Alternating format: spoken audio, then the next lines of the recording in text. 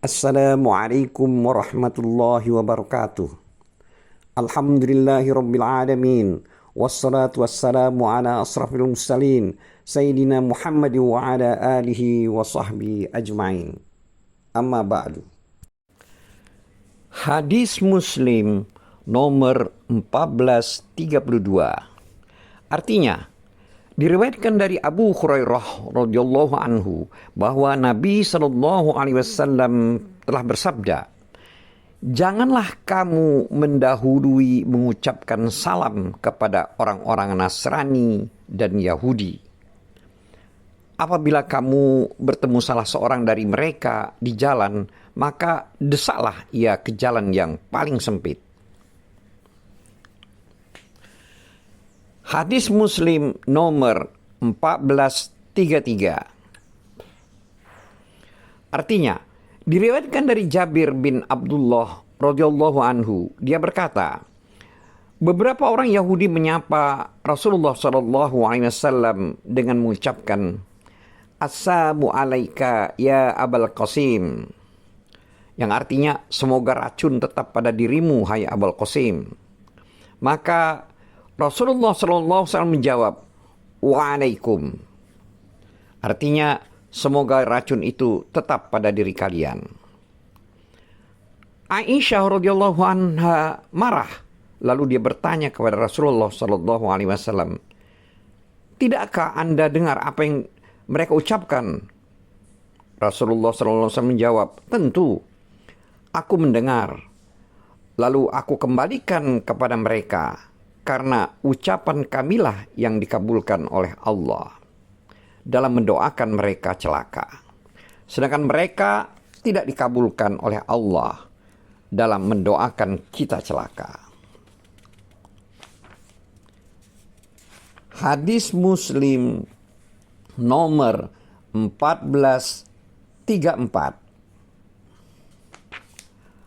Artinya, diriwayatkan dari Aisyah radhiyallahu anha bahwa para istri Nabi sallallahu alaihi wasallam pernah keluar pada malam hari untuk buang hajat di tanah lapang yang telah disediakan. Lalu Umar bin Khattab radhiyallahu anhu menyarankan kepada Nabi sallallahu alaihi wasallam, "Perintahkan agar para istri Anda memakai hijab atau tabir." Tetapi Rasulullah SAW tidak menuruti usul Umar. Setelah itu, Saudah binti Hamzah, istri Nabi SAW, pada suatu malam keluar untuk buang hajat. Saudah berperawakan tinggi. Lalu Umar radhiyallahu anhu memanggilnya, "Sungguh aku mengenalimu, hai Saudah." Umar berbuat begitu karena dia sangat menginginkan turunnya ayat tentang hijab. Kata Aisyah, maka Allah Azza wa Jalla menurunkan ayat tentang hijab.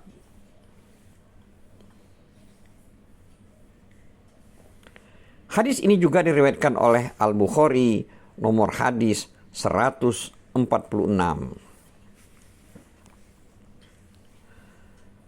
Hadis Muslim nomor 1435. Diriwayatkan oleh Aisyah radhiyallahu anha, dia berkata, Saudah Rasul radhiyallahu anha, istri Nabi sallallahu alaihi wasallam, keluar untuk buang hajat setelah kami dibuatkan tabir untuk buang hajat di tanah lapang. Saudah adalah perempuan besar yang tingginya melebihi rata-rata wanita, sehingga orang-orang melihatnya tidak sulit mengenalinya. Lalu Umar bin Khattab radhiyallahu anhu melihatnya, lalu Umar berkata, "Hai Saudah, demi Allah aku bisa mengenalimu, maka janganlah kau keluar rumah."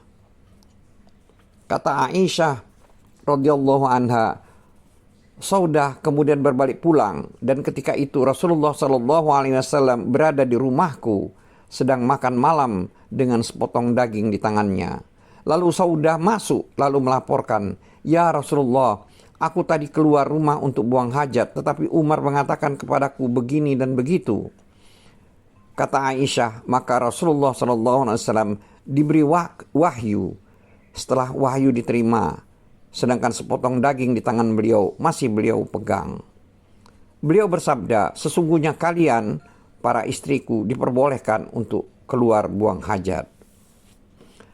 Hadis ini juga diriwayatkan oleh Al-Bukhari nomor hadis 4795. Hadis Muslim nomor 1436. Artinya, diriwayatkan dari Asma binti Abu Bakar radhiyallahu anhu. Dia berkata, aku dikawin oleh Zubair yang tidak memiliki harta dan pelayan kecuali seekor kuda.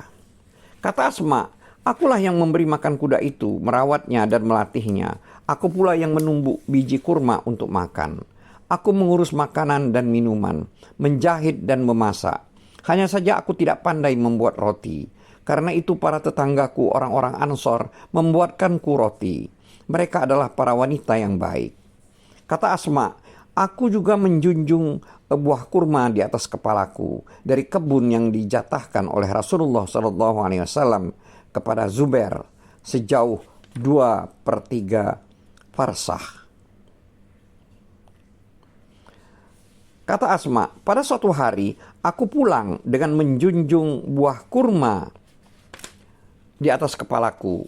Lalu aku bertemu dengan Rasulullah SAW beserta beberapa sahabat beliau. Lalu Rasulullah SAW memanggilku. Beliau berucap, ih, maksudnya menyuruh ontanya berlutut untuk membonceng di belakang beliau. Kata Asma ketika bercerita kepada suaminya, aku merasa malu dan aku mengerti bahwa engkau pencemburu. Suaminya menjawab, demi Allah, sungguh bebanmu menjunjung buah kurma di atas kepalamu adalah lebih berat daripada kamu naik unta bersama Rasulullah SAW. Kata Asma, setelah peristiwa itu, Abu Bakar, ayahku, mengirimkan seorang pelayan sehingga aku tidak lagi turut mengurus kuda dan aku terbebas dari kerja berat. Hadis ini juga diriwayatkan oleh Al-Bukhari nomor hadis 5224.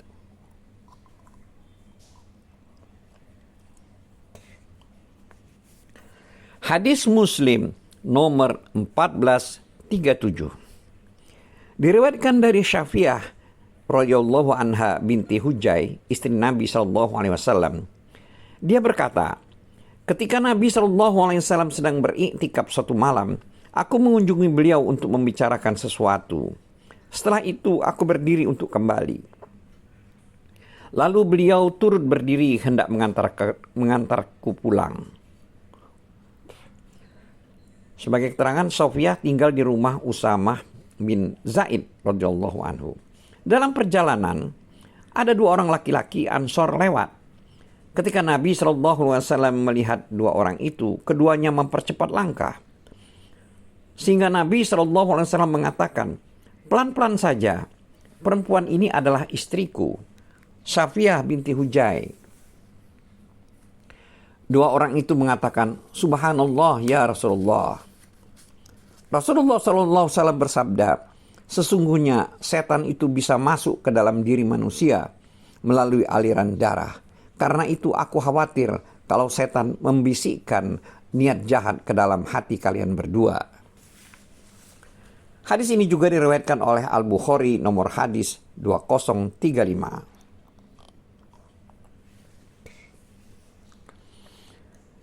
Hadis Muslim nomor 1438. Diriwayatkan dari Jabir radhiyallahu anhu, dia berkata, Rasulullah SAW pernah bersabda, perhatikanlah, janganlah seseorang laki-laki bermalam di rumah seorang janda, kecuali jika laki-laki tersebut beristri atau disertai mahramnya.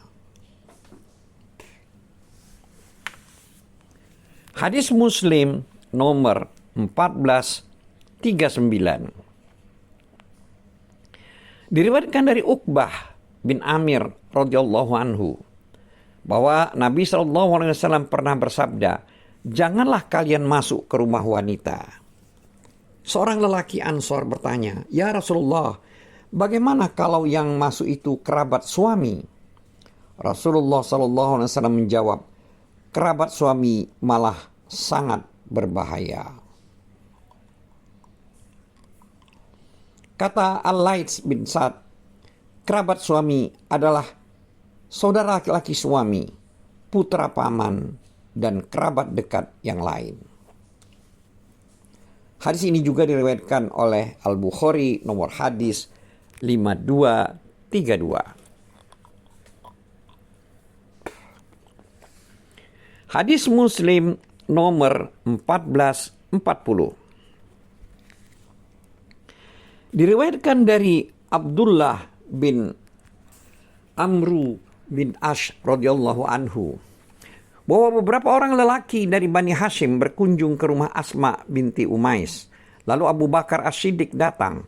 Ketika itu Asma binti Umais menjadi istri Abu Bakar As-Siddiq. Lalu dia melihat mereka dengan sikap kurang senang. Setelah itu dia melaporkan hal tersebut kepada Rasulullah SAW dengan mengatakan, saya hanyalah menyangka baik. Lalu Nabi SAW bersabda, sesungguhnya Allah membebaskan Asma dari kejelekan. Lalu Rasulullah SAW berdiri di atas mimbar, lalu bersabda, setelah hari ini janganlah seorang lelaki masuk ke rumah perempuan yang suaminya tidak ada di rumah, kecuali disertai seorang atau dua orang laki-laki lagi.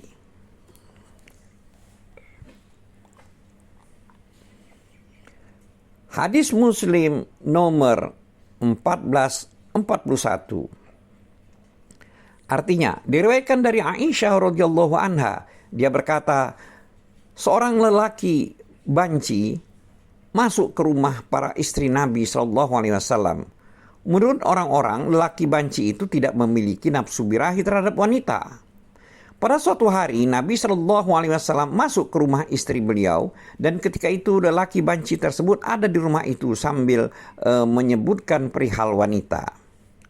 Katanya wanita itu jika menghadap ke depan, dia menghadap dengan 4 anggota tubuh. Dan jika membelakang, dia membelakang dengan 8 anggota tubuh. Mendengar itu Nabi SAW bersabda, perhatikanlah, orang ini mengerti tentang apa yang ada di sini. Jangan izinkan dia masuk ke rumah kalian. Kata Aisyah, maka setelah itu para istri Nabi SAW melarang lelaki banci itu masuk ke rumah mereka. Hadis ini juga diriwayatkan oleh Al-Bukhari nomor hadis 4324. Hadis Muslim nomor 1442. Artinya diriwayatkan dari Abu Musa radhiyallahu anhu, dia berkata, pada suatu malam rumah seorang penduduk Madinah terbakar. Ketika Rasulullah SAW dilapori penyebab peristiwa itu, beliau bersabda, sesungguhnya api itu musuh kalian. Karena itu bila kalian menjelang tidur, padamkanlah api. Hadis ini juga diriwayatkan oleh Al-Bukhari nomor hadis 6294. Wallahu a'lam bissawab. Wabillahi taufiq wal hidayah. Wassalamualaikum warahmatullahi wabarakatuh.